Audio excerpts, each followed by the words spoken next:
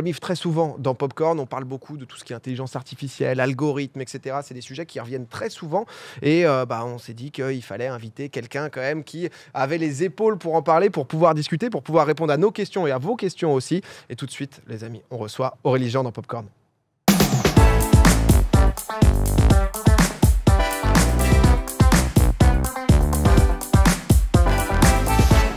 Bonjour Aurélie, je te laisse t'installer. Alors Aurélie, pour te présenter, donc du coup tu es passée par Paris-Saclay, l'école des mines, par le MIT.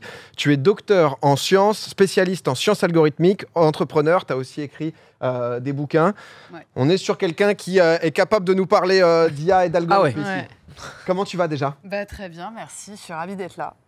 Honnêtement, réciproquement, le chat en mode what the fuck, un beau CV. Oui, un beau. Clairement. Alors que nous, c'est mon bac. C'est autre chose. Pour parler un peu au tout début, on va dire, très souvent on généralise un peu en parlant d'algorithmes, où tous les algorithmes, on dit qu'ils sont nourris par l'intelligence artificielle, etc. Est-ce que déjà tu peux nous expliquer la base d'un algo normal, on va dire, et un algo nourri par une IA? Alors en fait, moi le mot IA, tu remarqueras, je l'utilise rarement en fait. Parce que c'est un mot que j'aime pas, parce que le mot intelligence artificielle est un peu fantasmagorique et qu'on n'explique pas vraiment de quelle intelligence dont on parle. Et donc moi je parle d'algorithme, parce qu'en fait une intelligence artificielle c'est littéralement au moins un algorithme qui a été construit sur des jeux de données pour ensuite tourner sur un autre jeu de données pour répondre à une question, résoudre un problème, faire une prédiction. Donc en fait, moi je parle plutôt d'algorithme. Et quand on parle d'IA aujourd'hui, on a en plus cet abus de langage où on parle forcément d'algorithmes d'entraînement automatique, d'apprentissage automatique, donc c'est ce qu'on appelle du machine learning en anglais. Donc ce sont des algorithmes en fait dont la logique est construite implicitement par un entraînement sur des jeux de données qui représentent les scénarios sur lesquels l'algorithme doit répondre à une question. Par exemple, si tu fais un algorithme qui doit identifier la présence d'un chien sur une photo, tu vas lui donner plein de photos contenant des chiens ou pas, mais aussi des loups, des renards, des chats, pour que l'algorithme puisse développer une logique en captant ce qu'on appelle des signaux faibles et des signaux forts. En se trompant, entre guillemets. Exactement, enfin, c'est ça aussi. Alors oui, il y a aussi des méthodes de renforcement. Okay. Voilà. On ne va pas rentrer dans les détails, mais il y a aussi ce genre de méthode de renforcement où l'algorithme va apprendre en se trompant, tout simplement. Souvent, on parle beaucoup d'algo liés aux plateformes, enfin aux réseaux sociaux, beaucoup sur YouTube quand on parle des vidéos mises en avant, des réseaux sociaux, Twitter, TikTok, etc. Pourquoi est-ce que tous ces réseaux sociaux, en fait, ils sont allés chercher justement des algorithmes et les renforcer de plus en plus? Alors en fait, premier point, et c'est important parce que lorsqu'on parle d'algorithmes, on pense tout de suite réseaux sociaux. En fait, il y a des algorithmes partout et pas que. Moi, je développe des algos, pas dans le domaine des réseaux sociaux, mais dans d'autres domaines, entre autres le domaine médical. Donc, premièrement. Deuxièmement, sur les réseaux sociaux, heureusement qu'il y a des algorithmes. Sinon, en fait, ce serait juste des endroits où tu mettrais du contenu, mais il n'y aurait pas de hiérarchisation, tu n'aurais pas de suggestion, tu n'aurais pas d'interaction intelligente entre les utilisateurs, donc ce serait assez nul en fait. Donc les algorithmes, on en a besoin sur les réseaux sociaux et ils t'aident en fait à te suggérer du contenu pertinent pour toi au regard de ce que tu aimes comme post et les gens avec qui tu es connecté, aussi te suggérer des gens.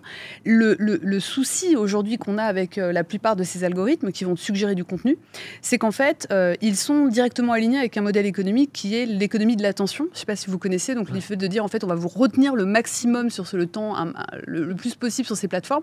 Du coup on va te suggérer des choses qui d'une part vont te plaire, mais quitte à utiliser tes biais de confirmation. Par exemple, si tu crois que la Terre est plate, je ne vais pas rentrer dans les détails, mais en fait, tu as des algorithmes de catégorie. La Terre n'est pas plate, pour les gens qui... Si jamais. Voilà, juste pour... Voilà. Mais si tu penses... Voilà. Imaginons que tu crois donc la Terre est plate. En fait, les algorithmes de suggestion vont te catégoriser. En fait, on s'appuie sur un autre algorithme, c'est l'algorithme de catégorisation. Ils vont te catégoriser dans une classe d'utilisateurs qui te ressemblent, qui ont le même comportement que toi sur ces plateformes. Et donc, après, ils vont te suggérer un contenu que les gens de ta catégorie ont aimé, avec en théorie que tu aimes en retour. Donc forcément, si tu appartiens à une classe où tu as 80% des gens qui pensent que la Terre est plate, tu vas avoir du contenu qui va te dire pourquoi la Terre est plate. Tu sais, c'est comme quand tu fais une recherche Google. Si tu tapes pourquoi la Terre est plate, tu vas tomber sur des sites qui vont t'expliquer pourquoi la Terre est plate. Ouais. Sans remettre en question le postulat de départ qui est que la Terre n'est pas plate. Ouais, parce qu'ils répondent à ta question. Mais du coup, parce que c'est vrai que si on revient un peu, je ne sais plus c'est quand les débuts de Facebook, mais même 2009-2010, c'est vrai qu'à l'époque, ils t'expliquaient que c'était limite une formule mathématique de si tu likes ce post-là, tu vas avoir plus de juste lui.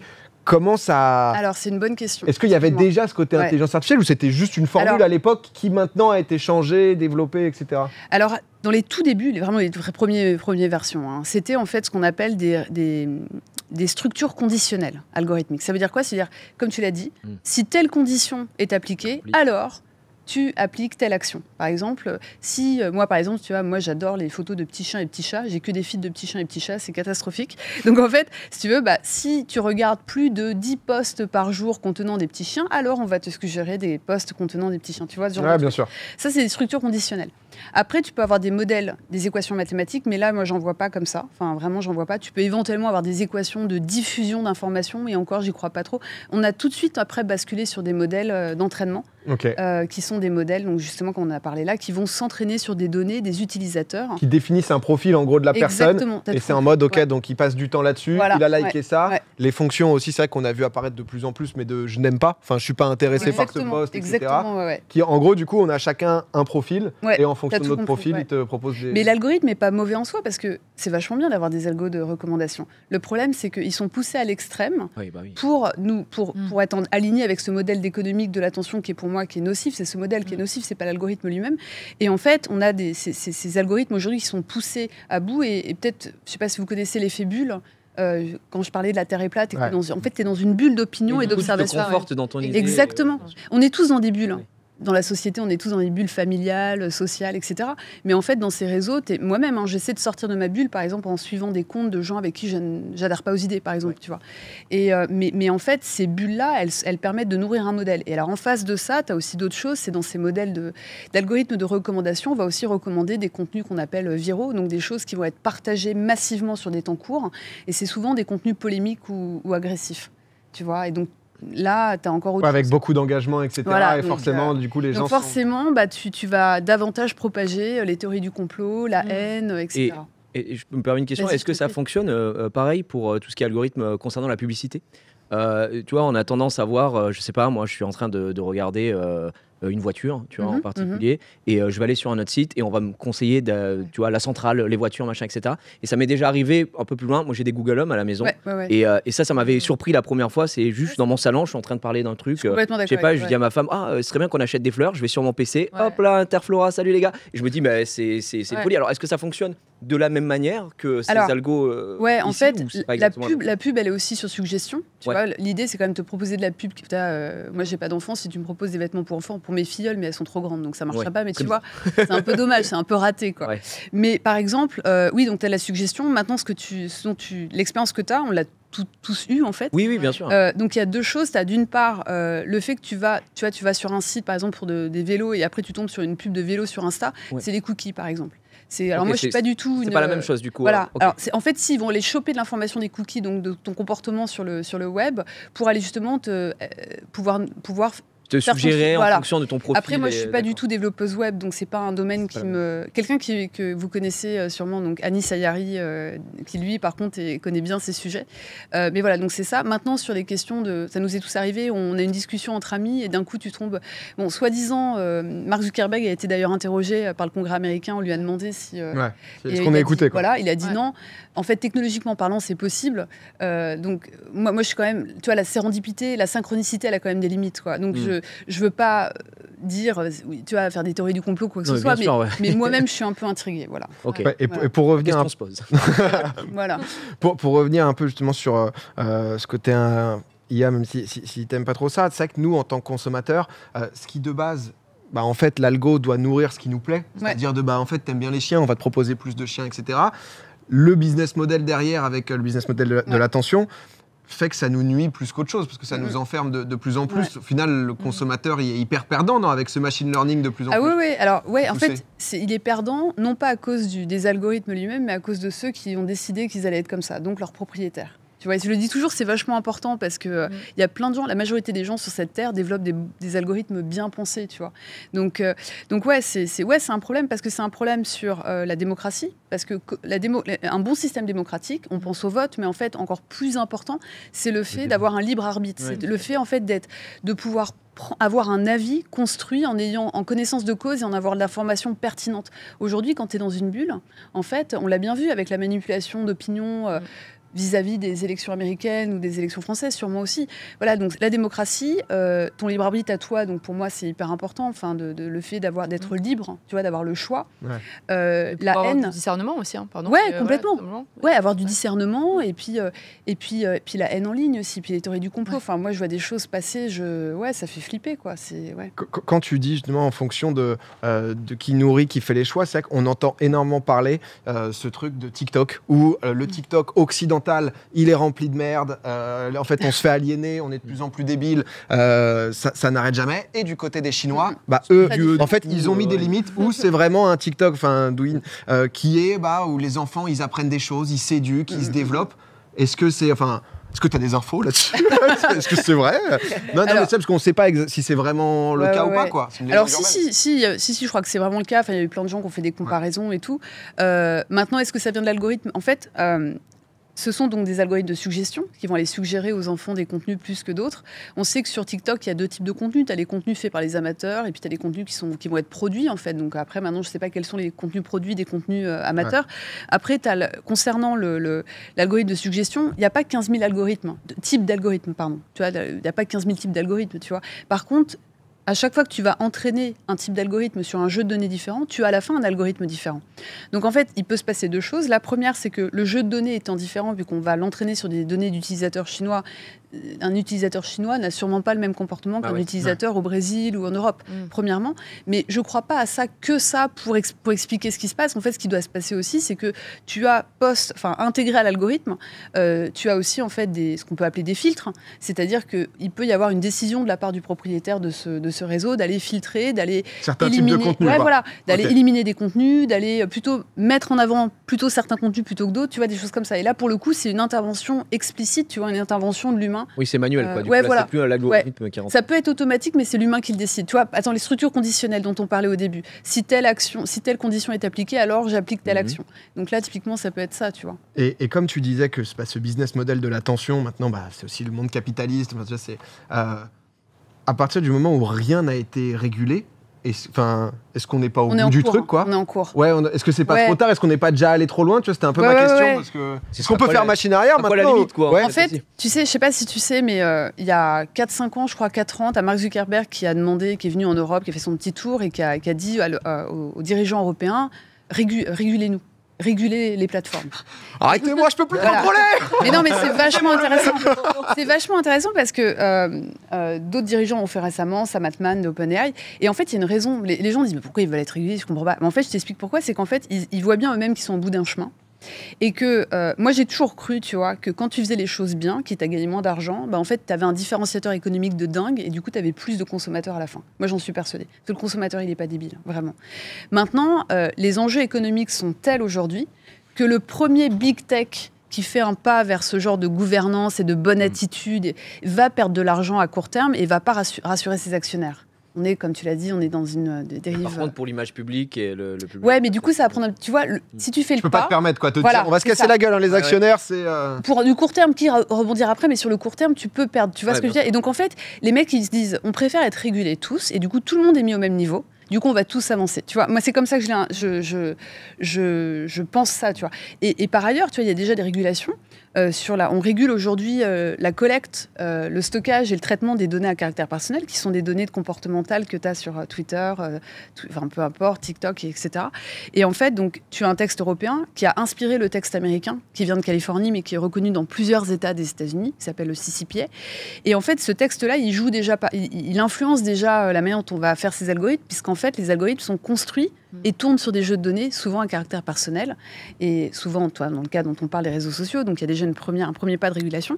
Puis après, il y a tous les textes sur lesquels l'Europe travaille en ce moment, les États-Unis aussi, le AI Act en anglais, pour aller justement réguler non pas l'algorithme lui-même, parce qu'on ne peut pas réguler quelque chose qu'on ne peut pas évaluer explicitement. Par contre, parce que tu sais, tu as des algorithmes implicites, comme on a dit, donc la logique, tu ne peux pas la capturer complètement, même s'il y a des méthodes pour les faire. Moi, j'ai raconté tout ça dans un de mes livres. Mais en fait, on régule ce qu'on appelle les pratiques de conception.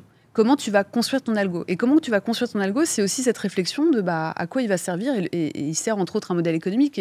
Et je pense que ça va souligner, ça va exiger un peu plus de transparence sur les méthodes de construction, non pas sur l'algorithme lui-même, parce qu'en fait, les gens qui défendent la transparence algorithmique, c'est des gens qui ne sont pas du tout du domaine, parce que la transparence ne sert à rien. Enfin, je veux dire, le truc, c'est que si tu prends le cas d'essayer de comprendre la logique de l'algorithme, si déjà tu récupères l'algorithme une fois qu'il a été construit, tu ne vas pouvoir appliquer sur cet algo que des méthodes de calcul statistique pour aller extraire la logique une fois qu'il a été construit. Mais en fait, tu as plein de méthodes que tu peux appliquer avant, durant la construction, que tu ne peux pas appliquer là. Premièrement. Deuxièmement, et je te parlerai de Twitter, c'est que avoir l'algo ne suffit pas. Il faut avoir les jeux de données sur lesquels l'algo a été construit. Donc, si tu veux, lapsus. Elon Musk, moi, ça m'a un peu énervé. Je me souviens, j'en avais parlé avec Anis d'ailleurs. Ça m'avait énervé parce qu'il avait posté publiquement, partagé publiquement l'algorithme de recommandation. Et moi, j'avais fait un article là-dessus. J'ai dit, mais mec, en fait, le problème, c'est que moi, je veux bien que tu te moques de moi parce que je peux rien faire avec ton algo si tu me donnes pas les jeux de données. Et la preuve, il ne s'est rien passé. Ouais. Tu vois. Donc il y a ça. Et puis d'un point de vue innovation économique. Oui, ça, c'est un coup de com' du coup. Ouais, c'est carrément un coup de com'. Bluff, regardez, je suis hyper transparent. Mais c'est pour ça d'ailleurs. C'est ce qu'il fait. Mais parce que du coup, c'est que pour le grand public, moi, je comprends rien à ça. Alors, pour la majorité des gens, c'est vrai que. Ouais, je sais. Mais je te jure que c'est un coup de bluff parce qu'en fait, tu peux rien faire avec un algo seul. Tu peux faire des choses, bien sûr, mais pas. Tu peux faire des choses, mais pas. C'est qu'un bout de tout ce qui existe à côté. Et tu as ça. Et puis l'innovation, c'est-à-dire que si tu imposes à tous les acteurs. Parce qu'il y a des gens qui ont commencé à imaginer ça, tu vois. Tu imposes à tous les acteurs, dont moi et plein d'autres gens, et aussi les big tech, d'aller publier, d'être transparents sur leurs algorithmes. Qu'est-ce qui va se passer ? Moi, en fait, il y a peu de chances que je déploie en Europe. Tu vois, parce que moi, mon algorithme sur ma deuxième boîte, c'est mon IP, c'est ma propriété intellectuelle. Ouais. C'est compliqué pour moi de le lâcher, quoi, évidemment. Et en plus, ça va faire profiter les big tech qui vont du coup pouvoir le récupérer. Ils vont pouvoir. Donc, c'est compliqué. Et en plus, donc je pense que c'est pas la solution. Je pense que la vraie solution, elle est dans, il faut réguler les méthodes de conception. Comment tu conçois, comment tu testes un algorithme. Il faut quand même s'en rendre compte. Aujourd'hui, tu peux aller déployer un algo dans une application, un logiciel, sans l'avoir testé correctement. C'est quand même dingue, tu vois. Quand ils pensent. Et donc ça, je pense que c'est fondamental pour la suite. Et est-ce que tu penses que du coup, cette régulation va freiner un peu l'innovation, entre guillemets, là c'était la jungle où tout le monde y allait, et maintenant on redescend un peu ou moi, écoute, je crois pas parce que moi j'ai toujours innové, enfin je pense avoir innové sans avoir, été dans des dérives. Je te donne juste un exemple. Un exemple ancien dont je peux parler. Quand je travaillais sur le traumatisme crânien il y a des années, j'avais trouvé un article dans un journal asiatique sur des données expérimentales réalisées sur des singes pour aller, donc des singes qui avaient reçu un coup au crâne, pour aller, et avec des capteurs intracrâniaux pour aller mesurer la pression dans le cerveau. Et moi, je faisais un modèle algorithmique pour aller comprendre les traumatismes crâniens. Et quand j'ai vu cette publication, j'aurais pu utiliser les résultats, j'ai le droit, c'est légal, c'était publié par un pays asiatique que je ne citerai pas. Et en fait, je ne l'ai pas fait. Et ça aurait pu beaucoup m'aider pour ma recherche. Pourquoi je ne l'ai pas fait ? Parce que ces essais sur ces singes ne sont pas autorisés aux États-Unis et en Europe, et au Canada. Et moi, je travaillais aux États-Unis dans un labo de recherche américain. Et donc, par principe éthique, j'ai décidé de ne pas les utiliser. Et pour autant, j'ai réussi à faire mon modèle et il n'y a pas eu un meilleur modèle encore aujourd'hui. Donc ça veut dire qu'en fait... Tu n'as pas eu besoin de ça pour faire... Donc je suis plutôt fière. Voilà. Flex mérité. D'ailleurs, on parle souvent de l'Europe qui est un peu, tu sais... Le continent qui à chaque fois freine là-dessus, on nous appelle vieux continent aussi pour ça, mais qu'est-ce que tu penses de la régulation globalement de tout ça en Europe ? Est-ce qu'on est sur la bonne voie ou est-ce que, tu vois, souvent je lis, parce que l'on parle d'algorithmes, mais je suis un peu de crypto aussi, et tout, dans tout le milieu un peu technologique, à chaque fois on dit, putain, l'Europe, on prend pas le virage, les gens nous font chier, quoi. Et est-ce que tu as un peu ce ressenti aussi là ? Parce que toi, justement, tu as bossé partout. Alors moi, je connais pas tout, tu vois, mais je peux donner quelques exemples, c'est que je pense que c'est bien, par exemple, le RGPD, donc les textes de loi pour protéger la collecte et le traitement, stockage des données à caractère personnel, ça a été une vraie révolution. Ça a inspiré plein de textes à travers le monde, dont le texte américain. D'accord. Et le texte, il y a 99 articles. J'ai trouvé 2 articles qui étaient, à mon sens, mal formulés scientifiquement parlant. Donc, ce que j'appelle des vides scientifiques, tu vois. Mais sinon, franchement, nickel, quoi. Maintenant, si tu prends le texte sur l'IA, c'est un projet, donc il faut que je le suive plus de près, mais bon, j'ai pas trop le temps, mais il faut que je le fasse. Mais en tout cas, j'ai trouvé que le texte était un peu plus conservateur. Et je vais te donner un exemple. Et ça s'explique, parce que les data, on a des années, des décennies d'expérience sur la régulation des données, puisqu'on a commencé en 78, aucun nous n'était aidé, je pense. 78 sur les données, c'était la loi informatique et liberté, qu'on a étendue en 95 sur les données transportées avec Internet et qu'on a réadapté avec le RGPD. Donc on a des années d'expérience et les data, c'est plus simple à comprendre que l'algorithmique. Maintenant, je te donne un exemple. Dans l'AI Act, et je te dis, il faut que je leur lise, ça se trouve, ils ont peut-être corrigé ça depuis. Il y avait un truc qui m'avait choqué il y a un an, c'est qu'ils ne faisaient pas la différence entre la recherche et l'industrialisation. Je m'explique. Dans le RGPD, on protège les données à caractère personnel, mais quand tu utilises des données à des fins de recherche, il faut les anonymiser, etc., bien sûr, mais le texte est beaucoup plus souple à des fins de recherche qu'à des fins d'industrialisation. Et j'ai envie de dire, heureusement, que ce soit des recherches publiques ou privées d'ailleurs. Et en fait, moi, dans la première lecture que j'avais faite il y a un an du projet sur l'IA, je voyais qu'il ne faisait pas la distinction. Et là, je pense que c'est dangereux. Parce qu'il faut pouvoir faire la différence entre la recherche et l'industrialisation. Ce sont deux choses vraiment, à mes yeux, différentes, tu vois. Donc ça, c'est un exemple. Voilà. D'accord. Je posais la question parce que aussi, c'était un peu le cas. Il faut faire attention. L'IA, mais tu sais, les voitures autonomes aussi, il y avait aussi ce débat il y a quelques années, mais je n'imagine pas du tout la même chose. Mais à chaque fois, on se pose la question. À l'Europe, on essaye de freiner. En France, on essaye de freiner parce que savoir où on en est aussi parfois, tu vois. Non, mais t'as raison. Et quand tu vois la différence que tu peux avoir avec certains continents, effectivement, c'est pour ça que je me posais la question. En fait, je pense que c'est plus sur la politique générale. Tu vois, par exemple, sur l'argent mis en jeu. Investir dans des projets d'IA et investir... Tu sais, les grands géants de la tech, ils sont arrivés là, pas par hasard, parce que le gouvernement américain les a financés via la DARPA, qui est un centre de financement et de conduite de recherche du ministère de la Défense. Moi, je pense qu'on devrait avoir ça en France, parce qu'en fait, c'est des gens hyper sérieux. C'est pas un véhicule politique, tu vois. La DARPA, c'est un vrai truc, on veut changer la donne. Et je veux dire, Elon Musk, la Tesla est arrivée par là. SpaceX a pu réussir grâce à la DARPA. Moi-même, j'ai pu avoir des sous de la DARPA quand j'étais chercheuse. Je veux dire, c'est quand même un truc. Et je pense qu'il nous faut cette vision-là européenne. Donc, il y a la vision, encore des choses à améliorer dans ce sens. Ouais, pour moi, c'est la politique de financement. Il faut pas avoir peur d'aller investir dans des projets de recherche d'IA. Il faut pas avoir peur d'aller investir dans des gens. Il faut pas avoir peur des startups, parce que si tu as de la deep tech. Donc, la deep tech, c'est des startups qui sont nés d'un résultat de recherche. Donc ça permet la translation beaucoup plus rapide d'un résultat de recherche vers une industrialisation. Et ça aussi, il faut les soutenir en fait. Donc je pense que c'est plusieurs choses à la fois, mais on n'a pas à rougir. Vraiment, on n'a pas à rougir parce qu'on a quand même c'est rassurant du coup quand même. On a des grands chercheurs, on a des grands scientifiques. Moi, le truc qui me fait toujours peur, ce sont les politiques et les législateurs, qui sont des gens souvent en décalage avec le temps présent, sont souvent des gens qui n'ont aucune culture technique et scientifique. Et moi, je me dis, tu vois, ces gens-là, il faut qu'ils comprennent, en fait. Parce que sinon, on va faire des textes obsolètes, des textes où on pense le curseur sera mal placé. Ouais, tu vois ce que je veux dire. Tu vois, le droit à l'oubli dans le RGPD, on est plusieurs ingés et scientifiques à le dire, c'est qu'en fait, c'est du papier à toilette, je sais pas dire papier à cul, mais bon. Tu vois, voilà. Mais parce qu'en fait, quand tu sais comment une donnée est sauvée sur un ordinateur, tu comprends que quand tu l'enlèves, en fait, la donnée est toujours là. C'est juste l'adresse mémoire qui est effacée. Oui, mais tu vois, on élimine tous de la data comme ça, mais du coup, tu peux continuer à te faire pirater, à choper ta data. Tu vois. Donc, c'est des choses comme ça où en fait, il faut... Et encore le RGPD, je te dis, 99 articles, il y en a 2 où j'ai trouvé que c'était un peu... Tu vois, le reste, je trouvais que c'était nickel, quoi. Enfin, mais il faut vraiment... Mais ça s'explique parce qu'on a un historique et d'expérience sur le domaine qu'on n'a pas dans l'algorithmique, tu vois. Ce que je peux avoir du mal à comprendre, c'est que par exemple, du coup, ce truc de gouvernance, etc., tu le mets chez Meta, donc chez les énormes groupes, justement, tech, etc., cette base-là, elle est vérifiée entre guillemets par qui? Parce que c'est ça un peu elle n'est pas vérifiée. En fait, c'est là où elle est autogérée. Non, en fait, souvent les gens disent oui, mais comment on vérifie? En fait, ce qui se passe, c'est comme il se passe dans n'importe quel texte, application de n'importe quel texte de loi. La loi, elle existe, il y a des textes. Maintenant, comment tu l'appliques? Tu l'appliques le jour où une bêtise est faite. Pas avant. La loi, elle n'est pas proactive. Enfin, tu peux pas. Donc c'est un cadre qui te permet une fois qu'il y a eu débordement, tu reviens sur le cadre et tu dis ok, montre-moi ce que tu as fait, montre-moi tes pratiques, montre-moi. Et très vite, en plus tout doit être documenté.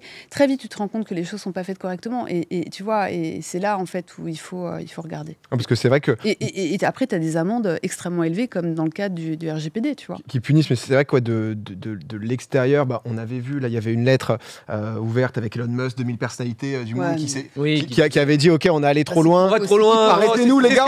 On est en train de tuer la civilisation, moi, etc. Je suis pas d'accord avec ça. Donc, enfin, tu vois, genre, raison, moi, je suis de loin. J'avoue que ça fait peur. Enfin, tu vois ça, tu te dis bon, on est foutu là. C'est terminé. Et c'est vrai que c'est cette gestion, parce que vu le monde, vu le modèle économique, etc. T'as un peu cette impression que ça va jamais s'arrêter de croître. Et comme tu le disais, le premier géant de la tech qui va dire ok, nous on va être éthique, on va chill. Mais pardon, je t'ai coupé, mais c'est vrai que je voyais des questions dans le chat aussi pour ton exemple, je pense avec les chiens, etc. permet aux gens de se projeter, pour rendre le truc un peu concret aussi, parce que c'est vrai que c'est. Mais c'est hyper intéressant en tout cas. Aurélie Jean, mesdames et messieurs, si jamais je voyais des gens qui demandaient. Pardon Cyrus, je t'ai coupé du coup dans la question. Non, deux choses parce qu'on a commencé à parler du coup ce que tu viens de dire là sur la blague sur Skynet et tout. En fait, il y a Tristan Harris. Un mec que j'aime beaucoup et bref. Un militant en fait, voilà, engagé, un militant, enfin je le recommande vraiment. Il disait que on a eu une première vague d'IA qui est en fait ce dont on parle là depuis tout à l'heure, donc les algorithmes de recommandation, et en fait on n'a pas su légiférer correctement. Et là il y en a une deuxième qui arrive avec donc tout ce qui est ChatGPT, Midjourney, les IA génératives. Et on en est, du coup, on est déjà en train d'essayer de légiférer sur la première vague.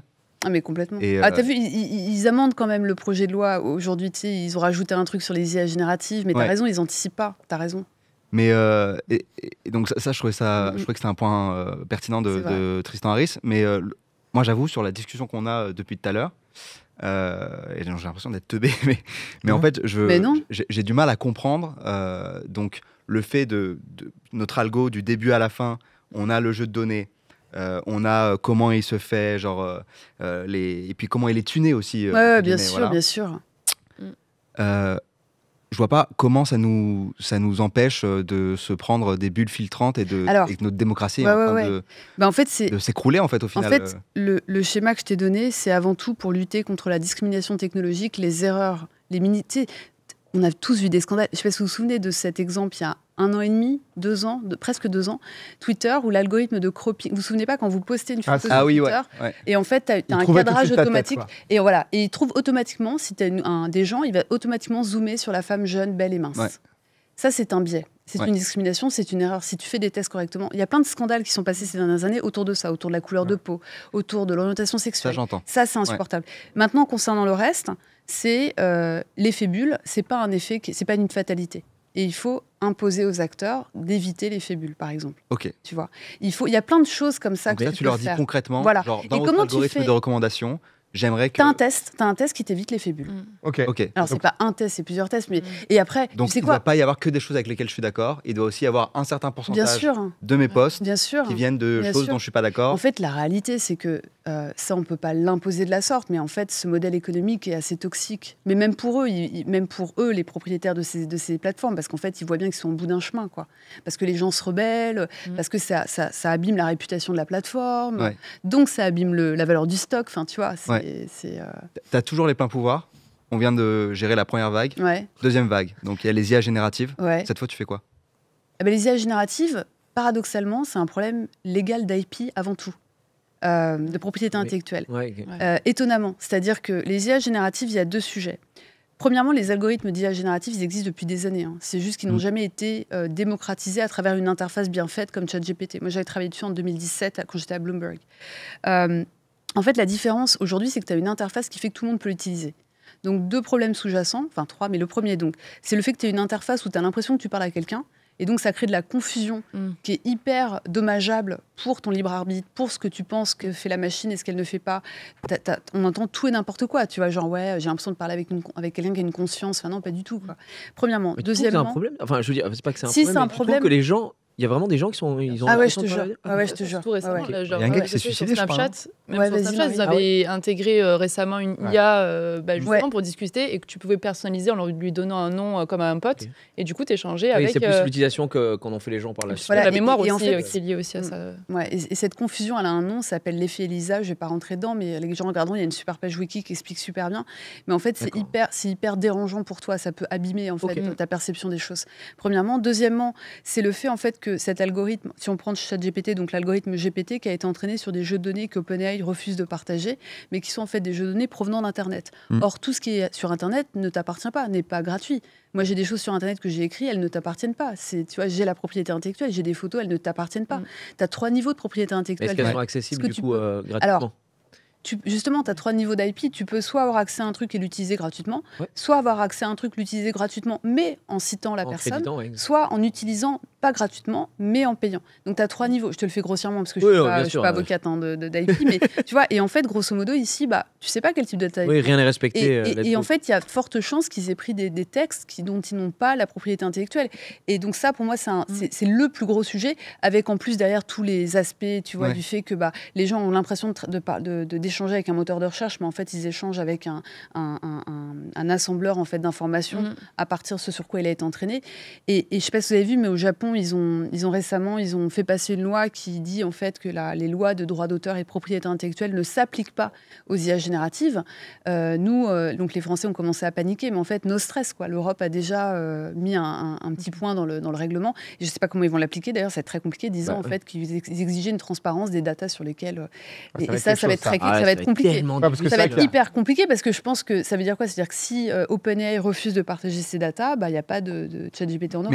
Donc c'est compliqué. Est-ce que du coup, on n'est pas en retard, est-ce qu'on ne sera pas en retard face aux Japonais, par exemple? Alors, non. Alors oui, non, c'est plus compliqué que ça. Je comprends ta question et elle est légitime. Moi, je crois beaucoup, tu sais, moi, je vis en majeure partie aux États-Unis et souvent, on voit les États-Unis comme le Far West, c'est le pays des cow-boys où tout est possible, quoi. En fait, tu sais, les États-Unis, ils régulent vachement. Et donc, je pense que les États-Unis vont aussi aller dans le même sens que l'Europe sur ce point-là, parce qu'en fait, les Américains, ils défendent leur liberté fondamentale, peut-être bien plus que nous, Européens. D'ailleurs, ils connaissent leur constitution par cœur, c'est très drôle, c'est vrai. Et donc, en fait, je pense qu'ils ne vont pas laisser passer. Il y a aujourd'hui, je ne sais pas si vous savez, mais moi, j'habite Los Angeles, il y a une énorme grève des scénaristes aujourd'hui. Ouais. Et moi, j'ai plein de copains, tu vois, qui font grève depuis au moins un mois, là. Et c'est intéressant ce qui se passe aujourd'hui, parce que je pense que ce n'est pas le Far West, les États-Unis. Donc, je pense qu'ils vont plutôt aller. Donc c'est pas il y a que nous qui allons réguler, ça va être le Far West dans le monde entier. Moi j'y crois pas. Par contre, encore une fois, il faut que les régulations soient bien faites. Même si les US suivent pas, la question elle est valable pour, comme je disais, les Japonais, mais aussi les Chinois par exemple. En fait, les Chinois, je pense qu'il faut les mettre à part en fait, parce que la Chine, elle a un système qui est tellement particulier où les datas appartiennent entre guillemets au gouvernement en fait. Les datas ne sortent pas du territoire chinois. Donc en fait, la Chine faut la passer à part. C'est un peu, tu vois. C'est vrai que ça donnait un peu cette même impression quand il y a eu la lettre avec les 2000 puissants entre guillemets qui disaient nous on stoppe. T'es en mode s'il y a un gars qui est en mode moi je stoppe pas les gars. Moi c'est conquête du monde de mon côté. C'est clair, c'est hyper hypocrite. D'autant plus que 2 semaines après, Elon Musk, que je respecte en tant qu'ingénieur parce que j'ai eu la chance de l'écouter et je trouve que c'est un mec, tu vois, en présentiel, et c'est un mec c'est un vrai ingénieur, donc j'ai beaucoup de respect pour l'ingénieur. Humainement, si tu veux, il m'insupporte et c'est vrai que Elon Musk 2 semaines après, il a annoncé sa nouvelle start-up en IA. J'étais là, mais mec, en fait, c'est belle signature. Mais évidemment, oui. Ça arrive des tribunes qui sont signées sans être lues de temps en temps. Pour revenir à si je peux juste 2 secondes, parce que c'est vachement important que les gens comprennent, le moratoire, en fait, pourquoi c'est excusez-moi, bullshit, c'est que, et on a été plein d'ingénieurs et de scientifiques à condamner ça, vraiment, et tu parlais de Tristan Harris, moi j'adore Timnit Gebru, qui est une scientifique de l'IA, qui a été virée de Google il y a 2 ans, 3 ans, qui est une femme extraordinaire. Elle a un peu un franc-parler, un peu agressif sur Twitter, mais toutes ses idées de fond, en fait, moi j'aime beaucoup. Et en fait, elle a condamné, elle a fait une très belle lettre pour expliquer pourquoi ce moratoire était idiot. Et en fait, tout le monde était d'accord, quoi. Il y a plusieurs choses. C'est d'une part, ça se base sur une vision long-termiste, apocalyptique, qui aujourd'hui, on n'en sait rien, tu vois. Premièrement. Deuxièmement, il y a quand même un truc. Pourquoi une pause? Pourquoi 6 mois? Pourquoi pas 1 mois? Et comment tu vérifies? Et surtout, peut-être le plus important, c'est que en fait, il y a des problèmes aujourd'hui qu'on a avec ces technologies, et ces gens-là qui ont signé et qui ont parlé, comme Elon Musk et Sam Altman et tous les autres, là, aucun ne s'intéresse à résoudre ces problèmes aujourd'hui, parce que ça impacte leur modèle économique. Les problèmes sont quoi? Discrimination technologique dont j'ai parlé tout à l'heure, exploitation de main-d'œuvre dans des pays émergents pour aller annoter de la data, nettoyer de la data, faire la modération de contenu. On n'en parle pas, c'est une catastrophe. Impact écologique, environnemental, moi, je suis écolo comme tout le monde, mais j'en fais pas quelque chose de politique, c'est-à-dire qu'il faut que ce soit intégré dans les modèles de conception. Et même si tu peux pas mesurer strictement la consommation énergétique quand tu fais un algo, tu peux mesurer ce qu'on appelle la consommation relative, c'est-à-dire entre 2 algos, lequel va consommer le plus. Et parfois, tu peux faire le coup d'une décision, c'est-à-dire que doubler le nombre de paramètres et donc peut-être pas doubler, je sais pas si c'est linéaire, mais on va dire doubler la consommation énergétique pour faire un algorithme pour aller identifier un chien plus précisément sur une photo, c'est peut-être pas si important que ça, alors qu'en fait, avoir le même algorithme pour aller détecter une tumeur, tu vois, sur une mammo, c'est peut-être vachement important. Enfin, je dis ça, moi je bosse là-dessus, donc tu vois, donc en fait, c'est le coût de la décision, c'est plein de choses. Et donc tous ces problèmes-là, ils existent aujourd'hui, et ces mêmes personnes, tu vois, qu'on a citées, ne s'intéressent pas à explorer de nouvelles solutions ou à appliquer les solutions existantes. Donc en fait, pour moi, c'est une manière de Tu vois, genre, ne regardez pas trop, regardez plutôt ce qui se passe, ce qui va arriver dans... Nous, c'est tranquille, hein. Nous, Voilà. on fait une pause. Non, mais en tout cas, c'est un sujet absolument passionnant et c'est vrai que je voyais dans le chat tous les gens qui sont en mode je bois juste les paroles de l'invité. C'est typiquement un tweet devant Popcorn, le passage d'Aurélie Jean est très intéressant et bien clair sur un sujet assez complexe parce que c'est vrai qu'il faut s'accrocher aussi parce que c'est jeux de données, etc. C'est des trucs qui régissent notre monde malgré tout, donc c'est intéressant et important à comprendre. Toi, tu avais déjà écrit plusieurs bouquins, notamment De l'autre côté de la machine, un autre en 2021, Les algorithmes font-ils la loi ? Tu sors là cette année, Résistance 2050, un peu différent puisque cette fois-ci c'est un roman. D'anticipation de science-fiction. Exactement, donc qui est déjà disponible si jamais vous êtes intéressé. Mais en tout cas, c'était un vrai plaisir, Aurélie, de t'avoir parmi nous. Merci énormément. Merci. Je te laisse repartir. Au plaisir. Tu vois le chat qui spamme des cœurs, qui dit merci. Merci. À la prochaine. Merci beaucoup, Aurélie.